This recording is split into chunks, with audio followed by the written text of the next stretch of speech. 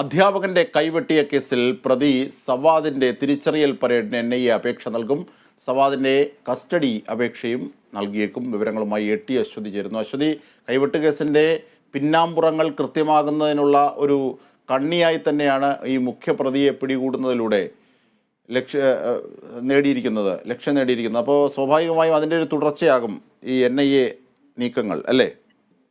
തീർച്ചയായിട്ടും അജംഷാദ്, ഇത് ഈ കുറ്റകൃത്യത്തിന് പിന്നിൽ പ്രവർത്തിച്ച മാസ്റ്റർ പ്ലാൻ ആരുടേതാണ്, ഒപ്പം തന്നെ ഇതിന് എല്ലാ വിധത്തിലുള്ള സൗകര്യങ്ങൾ ചെയ്തു കൊടുത്തത് ആരാണ് തുടങ്ങിയ കാര്യങ്ങളാണ് NIAയുടെ ഈ അന്വേഷണ ഘട്ടത്തിൽ അന്വേഷിക്കുന്നത്. എന്തായാലും ഇയാളിൽ നിന്ന്, സവാദിൽ നിന്ന് മൊബൈൽ ഫോൺ അടക്കമുള്ള കാര്യങ്ങൾ പിടിച്ചെടുത്തിട്ടുണ്ട്. മൊബൈൽ ഫോൺ, സിം കാർഡ്, അതുപോലെ തന്നെ മറ്റു രേഖകളൊക്കെ തന്നെ പിടിച്ചെടുത്തിട്ടുണ്ട്.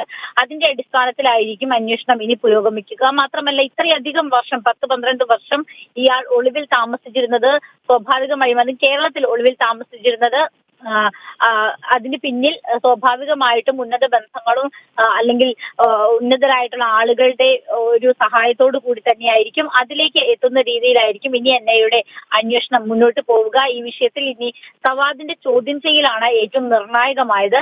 അതിനു വേണ്ടിയിട്ടുള്ള കസ്റ്റഡി അപേക്ഷ NIA സമർപ്പിക്കും. മാത്രമല്ല, തിരിച്ചറിയൽ പരേഡാണ് അതിനു മുമ്പ് നടക്കുന്നത്. തിരിച്ചറിയൽ പരേഡിനുള്ള അനുമതി അത്ര വിഷമമുള്ള കാര്യമല്ല. അത് എത്രയും വേഗം എന്തായാലും കോടതി അപേക്ഷ നൽകുന്നത് അനുസരിച്ച് കോടതി അത് അനുവദിക്കുന്നതാണ്. അതിനുശേഷം കസ്റ്റഡി അപേക്ഷ നൽകും. കസ്റ്റഡിയിൽ ലഭിക്കുകയും ഒപ്പം തന്നെ ചോദ്യം ചെയ്യൽ നടക്കുകയും ചെയ്യുന്നത് അനുസരിച്ചായിരിക്കും ഈ വിഷയത്തിൽ കൂടുതൽ അന്വേഷണം ഉണ്ടാവുക. അങ്ങനെയാണെങ്കിൽ അതൊരു പക്ഷേ ഉന്നത ബന്ധങ്ങളിലേക്ക് പോയിട്ടുണ്ടെങ്കിൽ ഈ കേസിന്റെ ഗതി തന്നെ മാറാനുള്ള സാധ്യതയുണ്ട്.